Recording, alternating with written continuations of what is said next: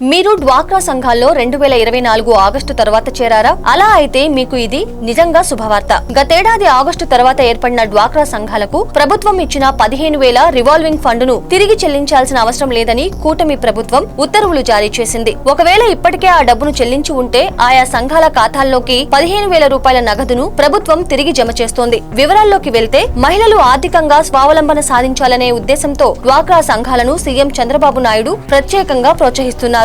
బాగా పనిచేస్తున్న సంఘాలకు అవసరమైన మేరకు రుణాలు కూడా అందిస్తున్నారు. మహిళలకు మరింత మేలు చేకూర్చేందుకు తాజాగా మరో కీలక నిర్ణయం తీసుకున్నారు. కొత్తగా డ్వాక్రా గ్రూప్ ఏర్పడినప్పుడు ప్రభుత్వం 15,000 రివాల్వింగ్ ఫండ్ మంజూరు చేస్తుంది. 2024 ఆగస్టు తర్వాత ఏర్పడిన సంఘాలు ఈ మొత్తాన్ని తిరిగి చెల్లించాల్సిన అవసరం లేదని ప్రభుత్వం స్పష్టం చేసింది. దీనివల్ల మహిళలు ఆ డబ్బును నేరుగా తమ స్వయం ఉపాధి పనులకు ఉపయోగించుకోవచ్చని ప్రభుత్వం భావిస్తోంది. ఇప్పటికే ఈ మొత్తాన్ని తిరిగి చెల్లించిన సంఘాలకు కూడా అన్యాయం జరగకుండా ఆ డబ్బును మళ్లీ ఆయా సంఘాల బ్యాంకు ఖాతాల్లో ప్రభుత్వం జమ చేస్తోంది. కొత్తగా ఏర్పడిన డ్వాక్రా సంఘాలకు సాధారణంగా వర్కింగ్ క్యాపిటల్ సమస్యలు ఎదురవుతూ ఉంటాయి. ఈ సమస్యను పరిష్కరించేందుకే ఈ నిర్ణయం తీసుకున్నట్లు ప్రభుత్వం తెలిపింది. 2024కు ముందు ఏర్పడిన చాలా డ్వాక్రా సంఘాలు ఇప్పటికే ఆర్థికంగా బలంగా నిలబడి స్వావలంబన దిశగా సాగుతున్నాయి. ఇప్పుడు ఈ కొత్త నిర్ణయంతో తాజాగా ఏర్పడిన సంఘాలు ఈ అవకాశాన్ని ఉపయోగించుకొని చిన్న చిన్న వ్యాపారాలు ప్రారంభించడానికి వీలు కలుగుతుంది. ఇప్పటికే కూటమి ప్రభుత్వం డ్వాక్రా సంఘాలకు వడ్డీ లేని రుణాలు కూడా అందిస్తోంది.